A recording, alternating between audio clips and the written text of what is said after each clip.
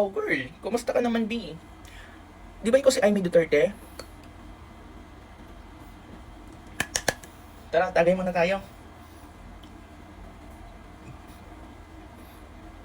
Di ba bago ang lahat? Gusto ko malaman, B. Gusto mo ba yung magandang proseso sa impeachment, B? Ha? Sumagot ka na, B. Ngayon, sagot ka na ngayon. Tanggapin ninyo, talo na ang impeachment. Yun lang yun. Kahit ngayon, kahit sa Hulyo pa, talo na. Anong pinagsasabi mong talo na? Di ba nga dapat magiging impeachment court kayo, B? Kaya dapat yung tatay yung judge, eh. Tapos sabihin mo talo. Recuse yourself. Umalis ka muna dyan, B. Nakakapkan ka. Di ba ganoon? Ganon, B. Mga senador ngayon. Si Robin Padilla, si Amy Marcos, si Bato, to the highest level. At least man lang, iproseso nyo yung trial, B. Ano naman kung talo na, alam naman namin talagang ano kayo eh. Kahit regardless ng ebidensya, may ebidensya o wala, itatalo at itatalo nyo talaga yan. Diba? Ganon naman talaga. Ang pait, B. Ay, 500 na ako. 500 lang. Diba? Baka gusto niyo pa 1,000 rin naman yan. Baka gusto niyo magpalo-palo at mag-inuman tayo habang buhay. Walang pulutan. Look at her eyes.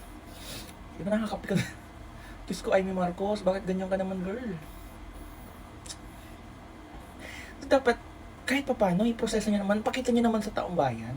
Kahit mapa-DDS, kakamping, loyalista, it's so okay. Alam naman namin ang i-acquit nyo kasi nga, mahal na mahal nyo ang Duterte. Di ba, hinalik-halikan nyo pa yung paa ng mga Duterte? Pero anong tingin sa inyo ng Duterte? Di ba? Alam nyo, kung si Sara maging presidente yan, ewan ko kung may pupulutin kayo. Diyan na ipaparamdam sa inyo na nagamit ko na kayo. Balikan nyo tong video na to. Diyan once maging presidente si Sara Duterte, diyan ipaparamdam sa inyo, sa'yo, Amy, nagamit na kita. Wala ka ng silbi. Ewan ko nga lang kung bigyan ka pa ng posisyon niyan, di ba? Kasi I don't think mananalo ka pang senador. Hindi na yan. Diyos ko. Wala nang utang-utang na loob. Unang-una, nadungisan mo na din before ang si Sara, di ba? Ginagamit ka na lang niyan because alam niya na may hold ka sa Senate. At yung mga DDS naman, ay, sinasabi nyo, perfect si Amy. Pinupuri-puri nyo si Amy para kunwari, baboost ang lola nyo. Tapos Amy naman, ang uto-uto. Ayun. Lasang kalawang. Hindi ko kasi pinunasan po. Anyway, yan yung sentiment.